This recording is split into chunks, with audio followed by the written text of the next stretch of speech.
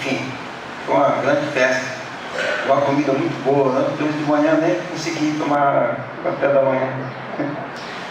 Mas a Juliana falou que você podia tomar um café que estava vendo a mensagem, que ela gosta muito. Olha, eu quando eu fui num encontro lá em Buenos Aires, no qual eu guinchou, era vindo a mensagem e comendo petisco, aquele negócio com queijo, azeitona, o tempo todo. Eu lembrei, você falou, não tem problema, né? Agora é claro, tomar café precisa tomar cuidado, senão já vou clicar na roupa.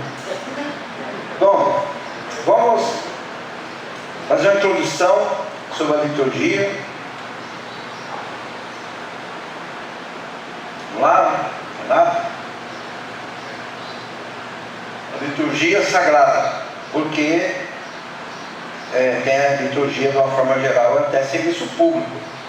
Nossos deputados, senadores, vereadores, prefeitos, eles prestam serviço, a liturgia do serviço público, que é a origem da palavra liturgia.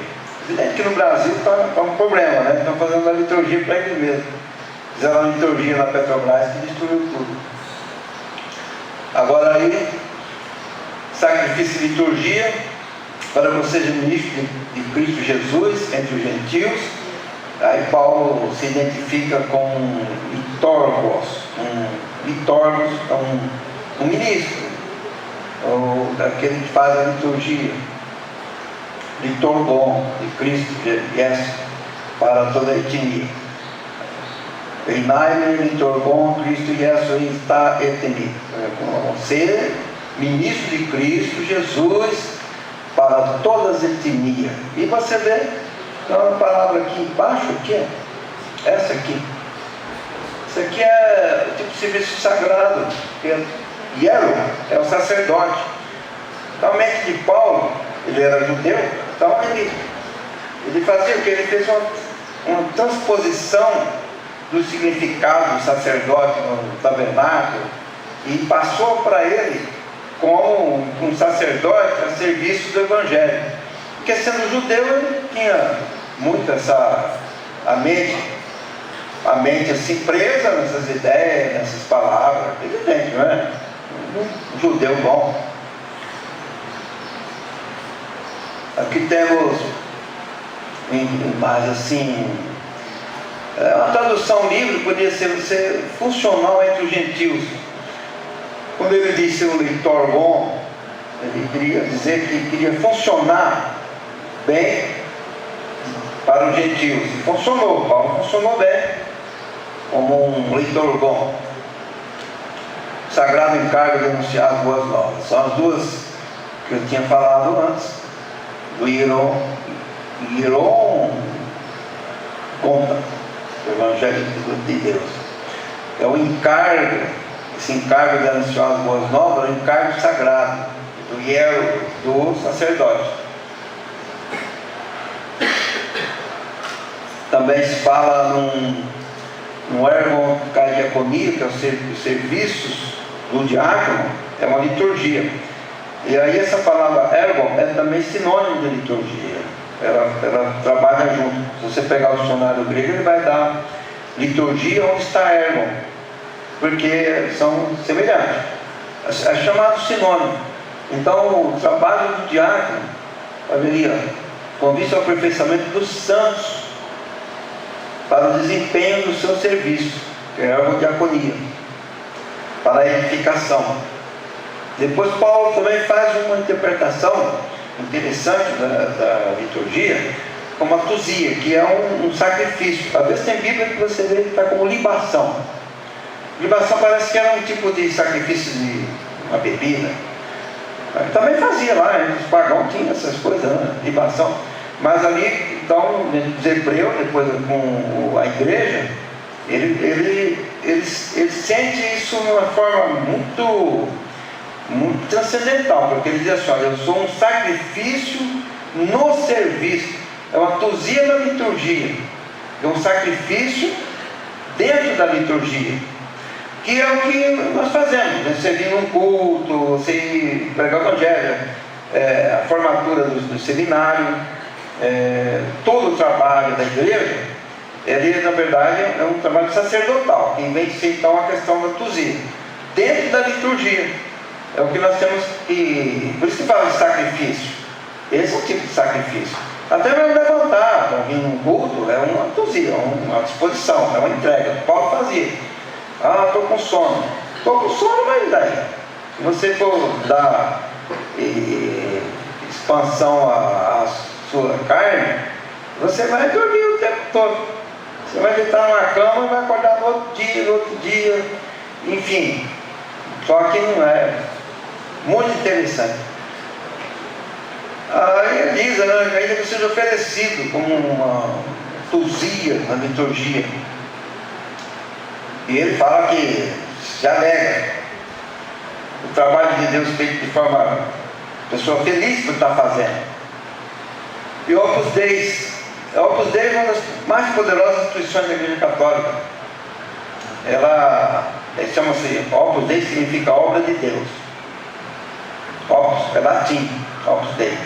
Só que ali, e o que a Igreja Católica interpretou? Interpretou o seguinte: vamos fazer a obra de Deus em tudo aquilo que nós fizermos. Então tem um grupo da Opus Dei que são pessoas ricas. Eu conheço um em que eu vi um padre chegar lá com um carro vermelho, esses carros caros, entendeu? Chegou lá para o padre andar e tal, eu custei.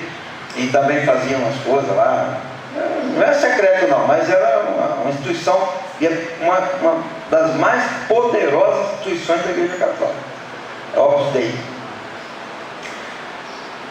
Aí vem então a questão da liturgia, quando a Igreja Católica faz a expansão do significado, nasce as cruzadas. Bom, aí uma liturgia da Igreja Ortodoxa, um culto ortodoxo, que são os gregos, também na Armênia é assim. Você vê que eles têm muito uma roupa preta, né? Que é o sacerdote, e os padres, porque essa igreja separou da Igreja Católica. A Igreja Armênia, a Igreja Ortodoxa, tem patriarca. E eles têm uma liturgia muito forte na questão de indumentária. Aqui a representação da Eucaristia, faz parte da liturgia. Aqui é um até da Igreja Metodista, a liturgia da alegria, por exemplo. O pessoal cantando, dançando. E a influência do Espírito Santo. Então você vê que as pessoas dançam, né, em culto. Nós acontecemos aqui também. Pão, vinho, o pão e o vinho faz parte da liturgia. Aí ensinando as crianças. Isso é na Idade Média, isso é muito antigo. A tradução literal da liturgia. Mas a pronúncia, como é duas vogais, é liturgia mesmo. Essa questão de duas vogais. O E e o E vira I ou o vira U é liturgia. Tradução literal, serviço feito para o povo, diretamente prestado para o bem comum, com a lata d'água na cabeça, né? A estrutura da sociedade medieval, o senhor feudal, o clero, a nobreza, o povo. Essa era dividida praticamente em casta, era o começo da organização da sociedade. O senhor feudal muitas vezes era arbitrário, né? Você vê que lá no ponto tinha um bobo da corte, né? Você viu? Ali, ó. Isso aí sempre tinha, os reis tinham um bobo da corte, um doido. Você não lembra que é da questão do rei Davi? Que ele chega num lugar que tem o rei e o povo, né? Davi, acho que tinha mais de um, tinha vários doidos. Que então, quando ele vê que a coisa fica meio ruim, que ele vai ficar com medo, Davi fica com medo, ele começa a estar o dente, babar, fazer careta, para dizer que era um dos doidos do rei. Aí o rei fala assim: expulsa esse aqui, tem tanto doido aqui, mais um. Expulsou Davi, Davi foi mancando até no primeiro quarteirão. Depois se endireitou e sumiu. Ele não estava doido nada. a Idade Média, os castelos, os padres. A cruzada foi um dos aspectos mais negativos da liturgia, o serviço prestado a Deus ou ao povo. Então eles fizeram. E a pessoa que fazia parte da cruzada, ele fazia consentimento, ele não fazia aquilo que achavam que era errado. Era um serviço sagrado a Deus, matar muçulmano, matar opositores, hereges, queimar na fogueira, era uma coisa santíssima. Era uma coisa muito sagrada. Então eles tinham aquela roupa, tinha uma cruz no peito. Para falar por isso, assim, para a verdade, até é bonita a farda, né? E eles com aquela espada, quando ia morrer por Cristo, ou matar por Cristo, uma coisa inimaginável, né? Como é que você pode imaginar uma coisa dessa? Não sei. Então, ele prestando juramento, o cavaleiro. Também a liturgia pode ser também uma caminhada. É tipo uma corrida na Espanha, que é na estrada romana, que vai 52 quilômetros. Eles caminham e tem um nome parecido com liturgia. Agora tem na nossa igreja, escolhe aí. E tem um texto. Na verdade, não está abrindo essa imagem. Não está abrindo. E o texto, você consegue abrir? O texto foi passando. Abriu, né? Então tá, então tudo bem, mas acabou, né? Na nossa igreja também tem liturgia, evidente. A festa do amor, por exemplo, é uma liturgia especial. Que nós vamos agora ver o dia 13 de janeiro sobre o retiro, para organizar uma liturgia da igreja. Tá? Tem um pão, tem um vinho. Ela mantém alguns sinais daquele primeiro século, quando se organiza a igreja, para manter a tradição, referência e ter uma raiz, para que não seja uma árvore sem raiz, por exemplo. Eu estava falando com os irmãos lá na formatura, e Gilberto, que Stern fala sobre a questão do progresso e de evolução, e o progresso tem que ter uma estrutura, tem que ter raiz. Não pode ser uma evolução de tal forma que a pessoa perde as raízes. E ele dizia assim: então fazer uma evolução semelhante às nuvens. E as nuvens, ela vai desaparecendo. Quer dizer, muita coisa, às vezes a pessoa na igreja fala assim: não pode ter tradição nenhuma. E cria uma estrutura muito virtual, uma nuvem que não tem raiz, não tem um esqueleto, não tem passado, parece ter um futuro, mas é tudo desvanecente, translúcido, desaparecendo, sem vínculo, sem raiz, solto. Da onde o Steph falava, como é que pode a pessoa viver sem passado, sem perspectiva de futuro, numa estrutura teológica que parece que tudo transforma em água, tudo evapora. As pessoas não vivem de forma feliz sem uma liturgia, sem uma raiz e sem história. Isso é uma ilusão. Quem pensou isso tentou e depois não virou nada. Dos movimentos religiosos da nossa época que criou muito isso foi a comunidade. E na tentativa de acabar com a liturgia, porque a liturgia tinha uma aparência assim de religião, né? Ou então de coisa passada, que tinha que ser sobrenaturalidade, pensamento puro. Então quebrou tudo, terminaram jogando a água suja para a criança pela janela e ficaram sem passar. E às vezes eu falo com algum deles: você não tem avô? Então, não, você tem que criar tudo a partir de agora. E nessa tentativa não dá certo. Até dá problema psicológico, porque quando você rompe com a tradição, você tem um choque, que aconteceu mesmo na antiga União Soviética, quando as pessoas eram levadas os filhos para a creche. Eles nasciam sem ideia de família. Então a liturgia é como uma coisa própria da família. Agora vamos ler o texto em Filipenses, foi lido, não é? É a base da reflexão. Vamos ler então, vamos ficar de pé. Filipenses 2,17. Vou pegar minha Bíblia gigante.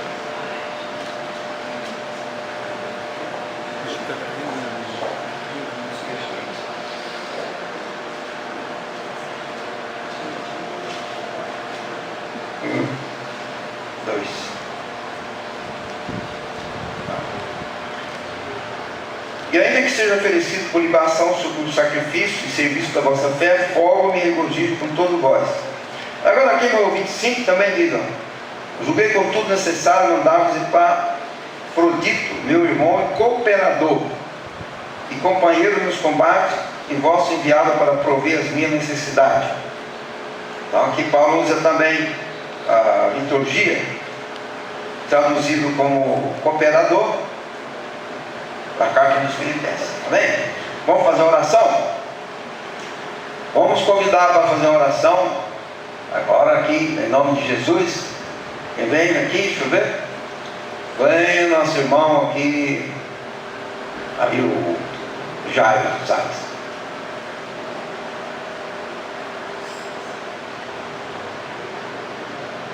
Então vamos lá na festa. Você está com isso? Não na festa. A festa estava bom, né? Estava ótimo. Amém, Deus. Obrigado por esse dia. Obrigado pela comunhão entre os irmãos. Obrigado, Deus, pela tua sagrada liturgia. Que a tua palavra venha esclarecer, ó Deus, as nossas mentes, a necessidade da organização do culto, da liturgia e da prestação de serviço, ó Deus, aos menos favorecidos. Que o Senhor esteja tocando aos nossos corações com essa palavra, em nome de Jesus. Amém. Amém. Glória a Deus.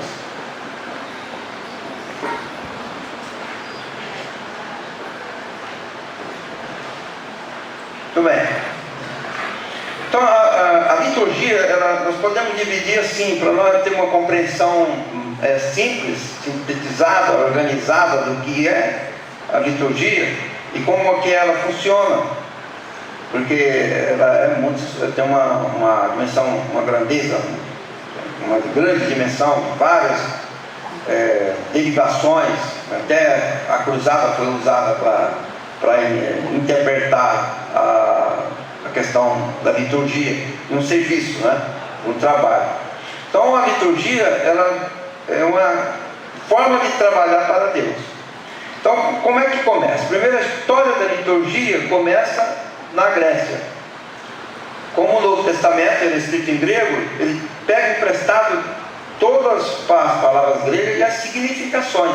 Então, a liturgia significava serviço prestado ao público. Depois ela se transforma numa palavra sagrada. Quer dizer, os tradutores do Novo Testamento, os escritores do Evangelho, já em Lucas aparece o sacerdote no templo dizendo, quando terminou a sua liturgia, ele foi para casa. Em Lucas 1:23 aparece a palavra liturgia, que é traduzida por serviço. E terminando o seu serviço, ele vai para a sua casa.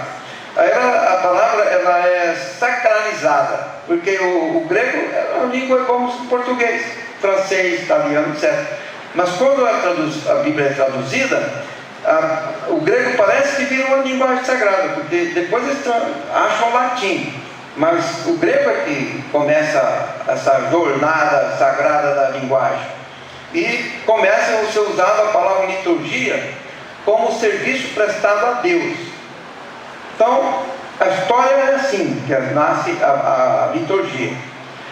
Mas se você for olhar o Novo Testamento, como é que Deus trabalha, né? Então Deus também tem uma liturgia.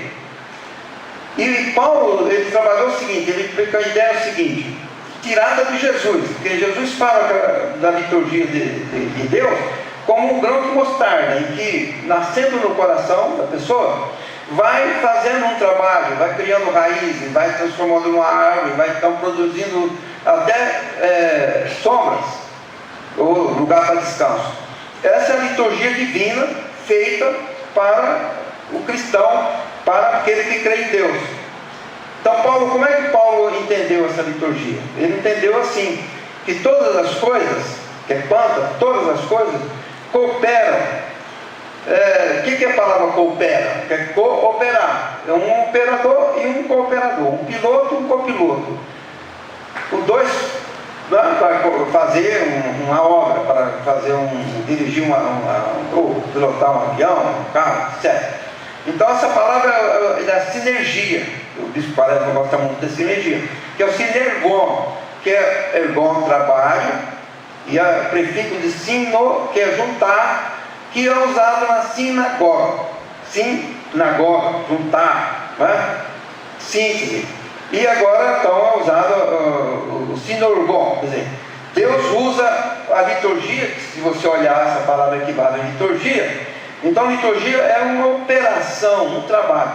Então é um trabalho de Deus, porque Deus trabalha juntamente com todas as coisas, de forma que as contingências da vida se transformam em elementos, digamos assim, pedagógicos na formação do cristão.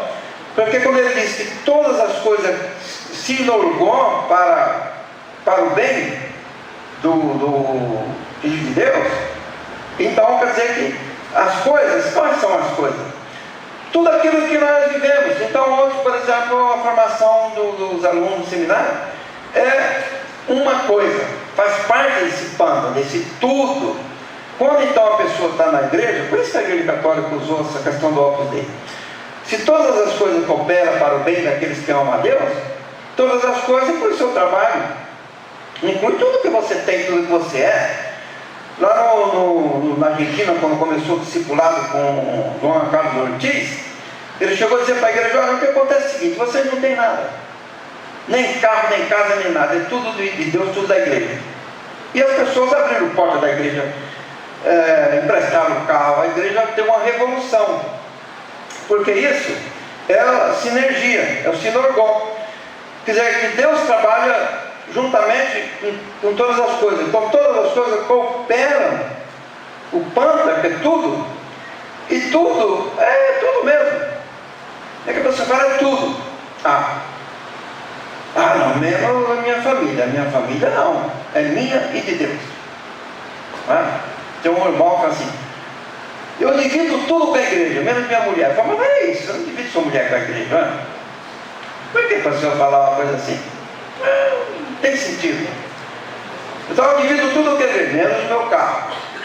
Mas sua família é da igreja, sua casa também é, se você consagra tudo a serviço do rei. Então acho que a pessoa tem uma mente assim, com medo, né? O que significa isso? Mas aí eu vou entregar tudo, meu filho, minha mulher, minhas coisas? Não. Então é tudo que você tem. Então o João Carlos Ortiz falou: você tem carro? Você não tem carro não. Ele é da igreja. Tem muita gente que chegou até a doar o carro. Estou dizendo que precisa doar carro não, né? Ela está dizendo que tudo é a consagração da vida toda e o seu tempo. Então Paulo diz assim: todas as coisas cooperam. Deus age por meio das coisas para que elas façam bem. Faz bem encontrar com os irmãos numa formação no seminário, faz bem viajar junto, faz bem almoçar junto, faz bem tomar café junto, faz bem ler a Bíblia junto, faz bem orar um pelo outro, faz bem. É o sinorgon, que é a liturgia, que é o sinergismo, que às vezes o Balema usa isso numa chamada para os irmãos trabalhar junto, que é junto, sinagoga. Então a liturgia, ela embarca tudo isso. E também a maneira de prestar culto, a celebração, louvar a Deus, orar um pelo outro, tudo isso faz parte da sinergia, de uma liturgia, um trabalho diaconal. Depois que nós temos então a história da liturgia, como ela nasce, depois temos a liturgia de Deus para conosco, e aí nós temos a liturgia nossa para o povo, que Paulo traduziu como um evangelismo. Ele disse: olha, eu vou oferecer como um sacrifício na liturgia.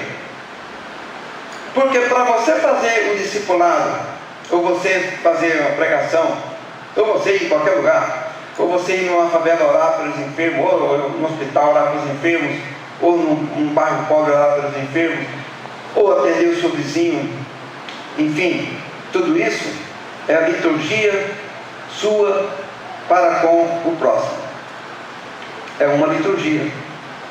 Então a liturgia não está presa apenas no culto. Quando a pessoa presta culto, ela participa da Santa Ceia, ela enfim presta um serviço aqui no culto. Não é só isso. Ela extrapola.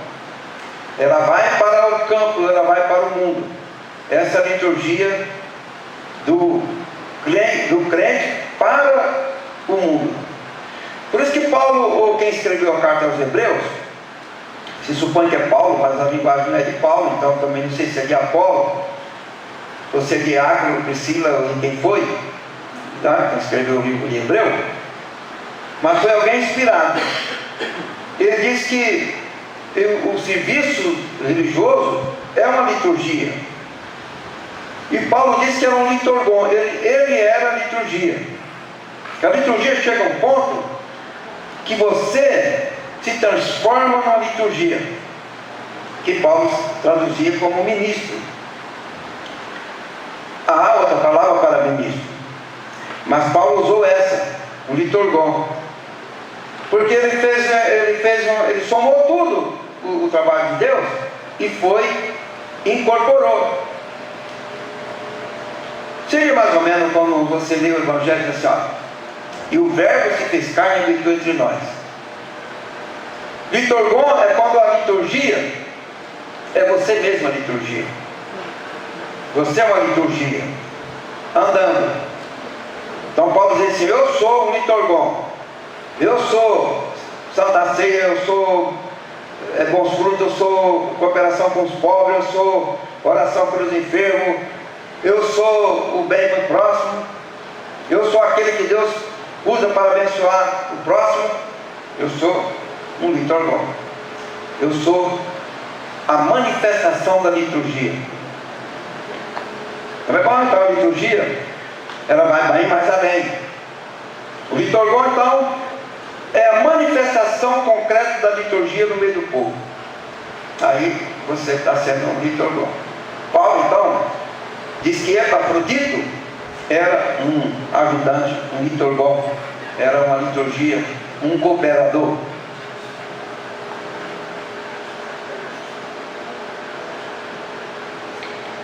Então nós temos a liturgia dividida para estudar, para compreender como a sua origem, a liturgia divina no nosso interior, que ela é bem transcendental, essa questão da semente de mostarda, né?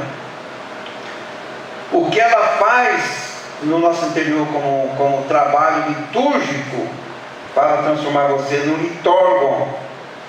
Então o Espírito Santo, ele trabalha no seu interior para formar uma liturgia interna.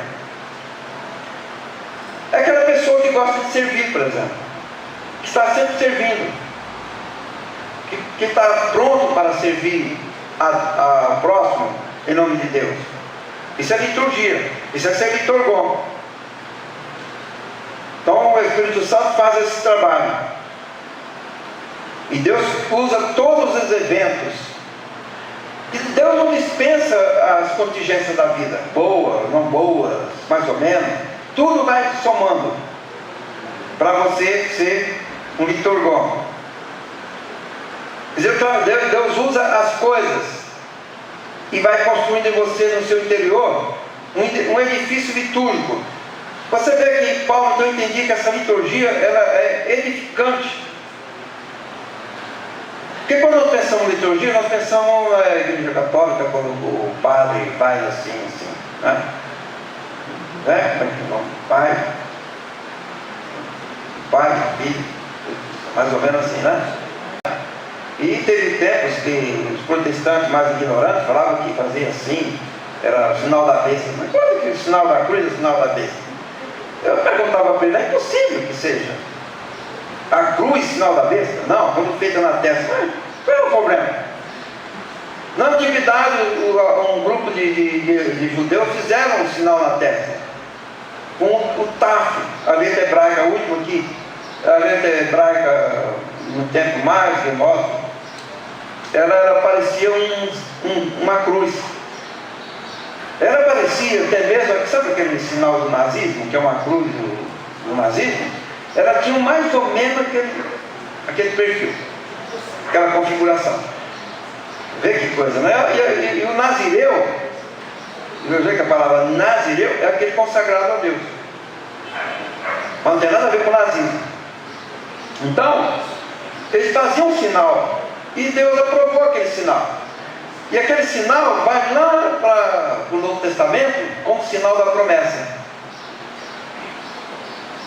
Então, o sinal da cruz não tem nada a ver com besta. Isso aí é a teologia.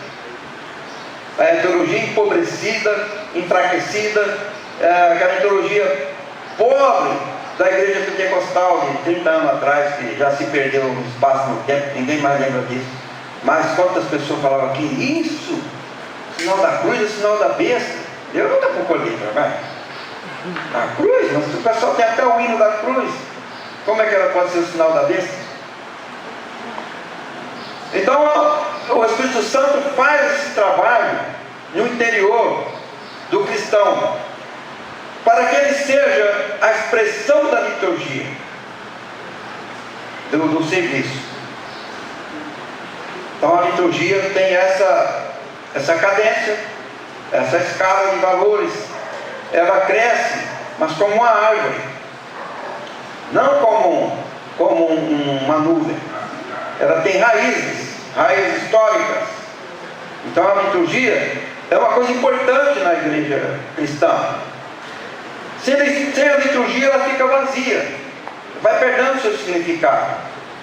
Que a liturgia nasce das palavras. As ideias é que dão valores às palavras. Palavra por palavra não vai fazer nada. Mas quando ela cria ideias, é que se constrói e se edifica. Então Deus, através do Espírito Santo, constrói a liturgia no interior da sua vida, constrói a liturgia no seu irmão, depois ele faz que todos façam uma sinergia. Sinergon é um tipo de liturgia manifestada, porque ergon é trabalho. Então você vê várias vezes Paulo falando do trabalho. E quando a gente fala que no Senhor o vosso trabalho, o ergon diaconia, que é a liturgia, não é vão. O que não é vão? Todo trabalho que você faz, até uma oração. A oração é uma liturgia. Se preparar para o culto é uma liturgia. E todas as coisas em conjunto é uma força, porque ergon também é força, é trabalho, é visão, alguma coisa que foi projetada, significa projeto também. Então a liturgia ela cria perspectiva na vida da pessoa, e a pessoa se sente fortalecida. Não é igual relíquia. Então, relíquia faz parte da liturgia, mas a relíquia ela não incorpora de forma absoluta a liturgia, não esgota o significado, não se concentra nisso só, faz parte. A Igreja Católica erra no segundo século porque eles viviam numa sociedade analfabeta, que ninguém sabia ler, não é? Nem escrever, eram poucas pessoas. Na antiguidade, a pessoa, por exemplo, convertia. Santo Agostinho se converteu, era um filósofo. Ele foi ordenado numa semana diácono, no outro dia presbítero, no outro dia bispo, porque não tinha ninguém.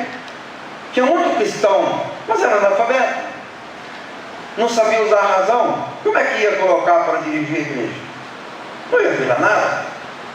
Então eles colocavam essas pessoas.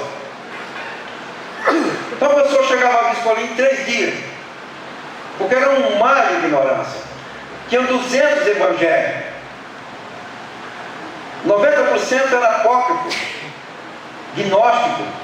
Tinha que fazer uma seleção, tinha que criar uma liturgia que tivesse mais certeza do que dúvida, que traduzisse mais certeza do que dúvida. Uma liturgia dentro do evangelho gnóstico ia trazer quase que um paganismo dentro da igreja. Então precisava fazer esses ajustes. Esses próprios ajustes que foram feitos na teologia primeira da igreja, no primeiro, segundo, terceiro século, foi a liturgia. Fazer, por exemplo, e qualificar o livro da Bíblia foi uma liturgia, com serviço de Tertuliano, Atanásio, que diz assim: o livro da Bíblia são 27, era no ano 300, porque tinham uns 100 livros. O evangelho de todo quanto tinha até Atos de Pilatos. Você imaginou que Pilatos se arrependeu e fez? Alguém fez lá aquilo. Então a liturgia compreendia todo o trabalho da igreja, tudo que você faz, não o que você não faz. Por isso que dá ênfase na questão do trabalho.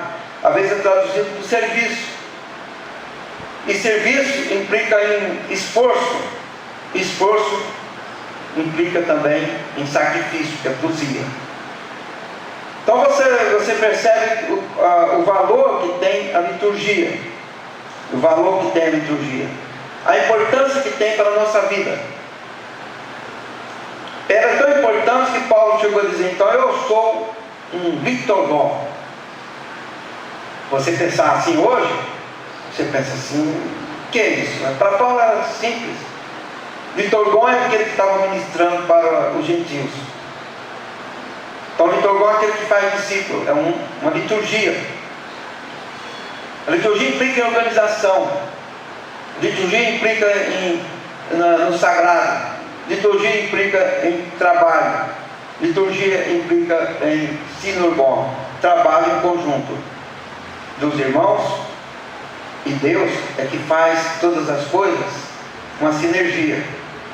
Nós não podemos fazer. Você vê que essa liturgia divina, ele pega todas as coisas para transformar numa bênção para a igreja. Quando Paulo está falando, quando eles estão pensando em liturgia, estão pensando na igreja. Não estão pensando apenas num culto, e como é o culto, se é bonito, que tem, às vezes é um exagero na igreja ortodoxa grega, por exemplo. Há uma concentração litúrgica. Quando começou a renovação espiritual, as igrejas históricas, a metodista, por exemplo, então falava: olha, não queremos muito esses louvores, assim, muita palma, né? Palma e corneta e tal, porque não estava dentro da liturgia. Também na igreja católica, os católicos renovados, carismáticos, queriam introduzir essa liturgia. E fizeram uma reunião, talvez demorou um ano para resolver, em que manteve a liturgia antiga e introduziu uma parte da nova liturgia, que incluía os cantos mais populares, mais animados, com palmas, etc. Você vê então que a liturgia, ela tem um progresso, mas não perde as suas raízes. E se perder a raiz, fica as nuvens soltas no ar. Aí ninguém vai saber mais o que está fazendo. Entenderam então o que significa a liturgia? Como ela é importante? Como ela tem vários significados. Paulo usa isso também em Romanos, falando sobre o serviço do Estado. Então Paulo aí está falando que, fazendo a mesma aplicação que os gregos fizeram para a liturgia, dizendo que os ministros do governo, eles estão para essa liturgia. Por exemplo, o Senado romano, Paulo usou isso então. o imperador. E ele dizia que era servo de Deus para essa liturgia, para manter a ordem. É claro que Paulo não estava dizendo que tudo o que eles faziam era justo. Havia as injustiças praticadas como aqui no Brasil. Bem que hoje no Brasil é muito mais, né? Porque o Brasil está numa fase de uma liturgia, quase que como está nos gregos, tinha a liturgia polêmicos, que era a liturgia da guerra, né? Só que no Brasil tem uma liturgia da corrupção, por exemplo. Tem aqui no governo. Diz que é a maior corrupção do mundo, que ninguém sabe calcular o tamanho. A liturgia, digamos, do aproveitamento. E também existe a liturgia das coisas materiais, quando Paulo diz assim sobre as coisas materiais que serviriam para manter o ministério, ele usa a palavra liturgia, que seria liturgia sarcó, que é da carne, mas não é liturgia da carne, matar e roubar, nada disso. É a liturgia da carne biologicamente falando, de comer, beber, ter roupas. E quando ele fala para Epafrodito, ele diz assim: olha, você está suprindo o serviço, a liturgia que eles não fizeram. Então a liturgia ela tem um alcance muito grande na vida da igreja. A igreja ela não vive, nem existe sem a liturgia. Querer eliminar a liturgia é eliminar a própria igreja. O que tem é que disciplinar e organizar a liturgia. Por isso que tem que compreender, usar a razão para poder fazer uma boa aplicação da liturgia. Eu acho que com isso vocês chegaram a quase entender o que é liturgia. E tem que viver com ela, ser um liturgo, deixar Deus fazer uma liturgia no seu interior e ser cada vez um melhor liturgo, ser cada vez mais um aplicador da liturgia. A chuva, por exemplo, que Deus manda, é uma liturgia divina, não é um serviço de Deus. Aqui, souber. Vamos ficar de pé e vamos fazer uma liturgia um com o outro, olhando um pelo outro. Ficando em pé no corredor.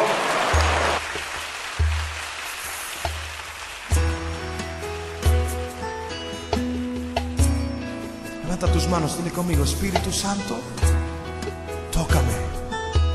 Puedes poner de pie y levantar tus manos. Espíritu Santo, tócame hoy. Renueva mis fuerzas con tu presencia, sana mi ser. Mi alma lo anhela. Levanta tu voz. Espíritu Santo, tócame hoy. Renueva mis fuerzas. Renueva mis fuerzas. Con tu presencia. Con tu presencia.